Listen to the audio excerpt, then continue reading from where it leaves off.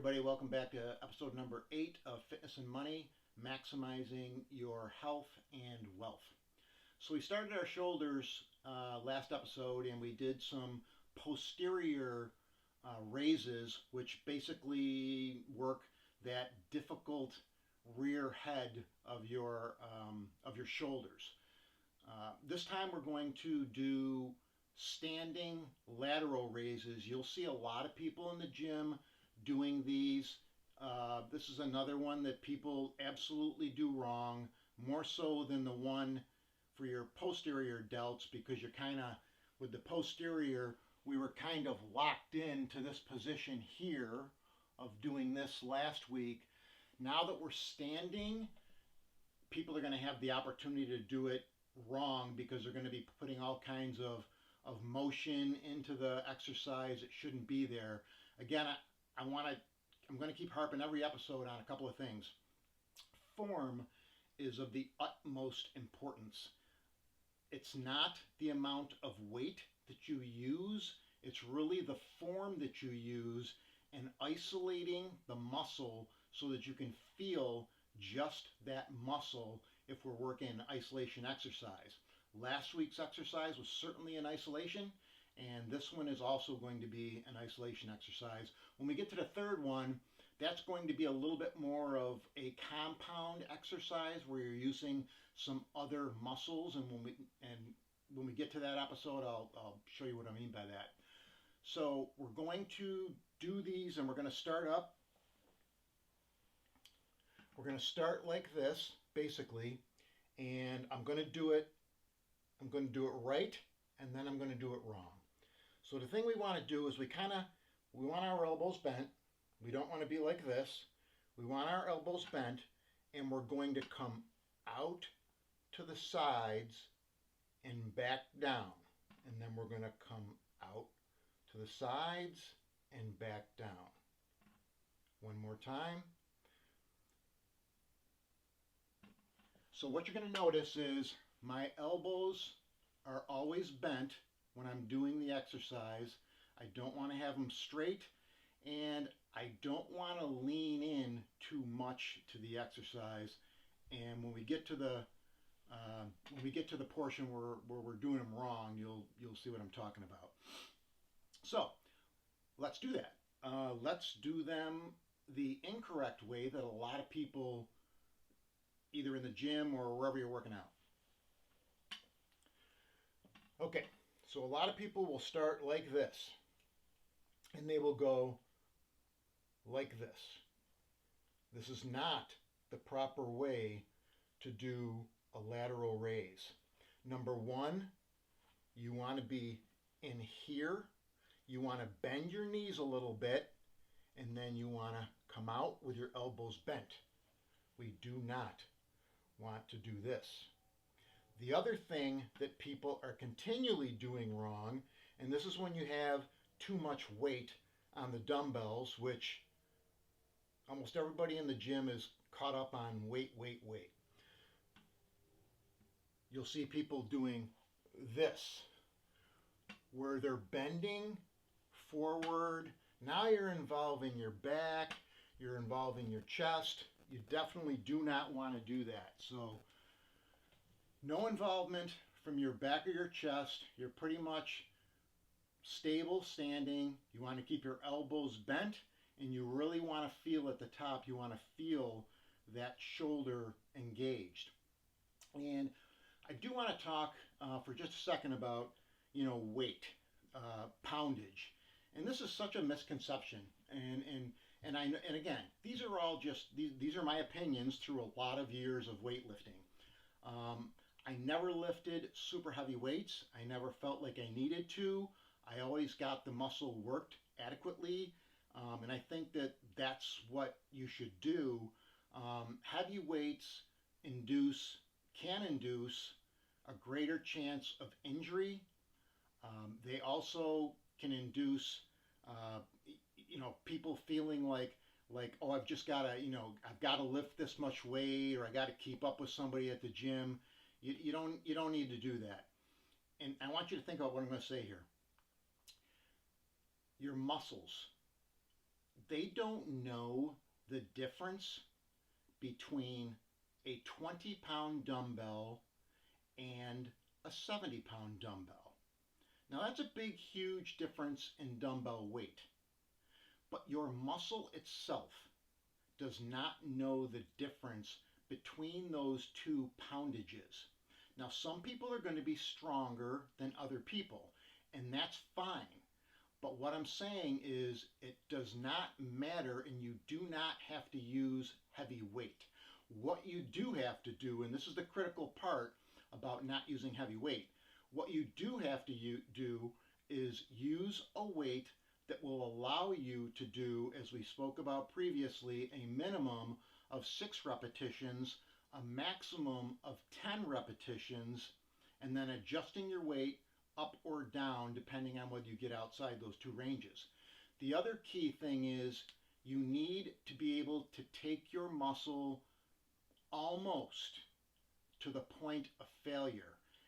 That's really when your muscle grows the most, is when you get to the point with those repetitions 8, 9, 10 where you are really struggling almost to the point where you can't do another rep. Now, if you find yourself not being able to do another rep because your form is going all out, by all means, please stop doing that exercise. The minute your form cracks, you're no longer doing the exercise right. You've gotten to the point where you've just about reached failure. So doing anything beyond that point to try to hoist the weight up is definitely going to be counterproductive. So don't want to do that. So that's today's exercise, lateral raise. Next week we're going to be doing a compound exercise, which again is going to involve all 3 heads of the shoulder, and it's also going to, I'm going to show you how the range of motion that you get with dumbbells is so much greater than using a barbell that it really, really allows for the type of development that you're looking at. So that being said, also wanted to get into a little bit of finance this time around, and as you can see, I'm again wearing my gray shirt. And number one, I live in upstate New York, and right now the seasons are turning, and today happens to be a gray day. Now it's also kind of a gray day in the stock market. There's been a lot of gray days. A few episodes back, I wore my red shirt, wearing my gray shirt, wearing my blue shirt, hoping for better days. But let me just say that things are difficult right now in the stock market, very difficult. There's a number of what we call headwinds that are facing investors this year.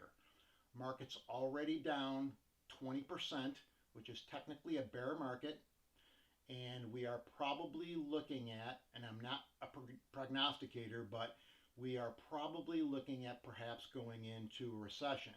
And those recessions can last various amounts of time. They're painful, but you do come out the other end. The headwinds that we're facing are still kind of the same ones that we have been talking about before. There's an incredible amount of inflation in the system, and we all know this, whether we're at the gas pump or the food store, or just about anything that you have to buy, clothing. Prices are much, much higher than they were a year ago. On the same budget, you are not able to buy as much because of the increase in those goods that you're buying. So that's number one, is inflation. Number two is the ongoing war in Ukraine. Not going to speak not going to give any commentary on the war. I'm just going to say that as long as that war goes on, that is going to be a headwind for investors, because it will affect things like supply and demand of oil and gas. And the United States is not in an isolated bubble. I mean, the world, we are a joined world collectively, and what happens in Europe and other parts of the world absolutely has trickle-down effects to us. The Europeans are looking at a very tough winter just because of the demand for oil and gas and not being able to get enough. That obviously fluctuates, and oil prices have been going, up and down based on that. So there's a whole bunch of headwinds that we have going right now. Hopefully they will resolve. In fact, I know they will resolve. It's just a matter of when. So I'm going to leave you with a stat which I found kind of remarkable, and it's actually kind of, to think about it in this way, gives us a little bit of hope going forward as we look at our 401k statements and we continue to see them drop. Once we have a bear market, and if that bear market turns into a recession, the roundabout average loss during that bear market recession is 31%. That's pretty staggering. So, you take a look at whatever your portfolio value is, whether it's big, little, anything in between, you take 31% off of that, and that's eye-popping in a bad way. The good news is, after the recession ends, and they always do, things will turn around. The market will get to a point where it pivots, buyers come in, and things will start the next leg up. The one thing that I want you to keep in mind is 1 year after a recession, the market goes up on average 21%. After 3 years after a recession ends, the market has gone up 48%. After 5 years coming out of a recession, the market doubles. And 10 years after coming out of a recession, the market goes up 250% since that recession low. So you think about those numbers out of a recession, and it's pretty remarkable. And that's not just looking at an isolated set of statistics. That's going back decades. So there's decades worth of evidence that shows that we will come out the other end of this terrible position that we're in right now. But again, we're going to come out the other end, and your portfolios are going to be better for it. Lastly, the reason that they're going to be better for it is because you are going to be dollar cost averaging into your investments. And again, to very, very briefly go over dollar cost averaging, every week, however you get paid, you're going to be putting a fixed percentage of money into your investments. At some point, you're going to be buying stocks and mutual funds at a very, very low level. That low level is pretty much right now. As the market starts to recuperate, you're going to be buying shares at a little bit higher level. As the market gets better, you're going to be buying shares even at a higher level. Now remember, we don't really want to buy shares at a super high level, because that's like paying full retail for that sweater that you really, really want. Down here where we are right now is when you're paying 50% off of that sweater, because that's what's happened to a lot of stocks and mutual funds, is they've gone down, sometimes 50% depending on the investment, sometimes a little less. So, wanted to leave you with a positive note on that. Again, next episode we're going to be doing the compound exercise for our shoulders. Appreciate everybody tuning in. Again, if you like what you're hearing, both from a fitness standpoint and a financial standpoint, just hit the like button, subscribe, and until next time, have a great day, and we'll see you.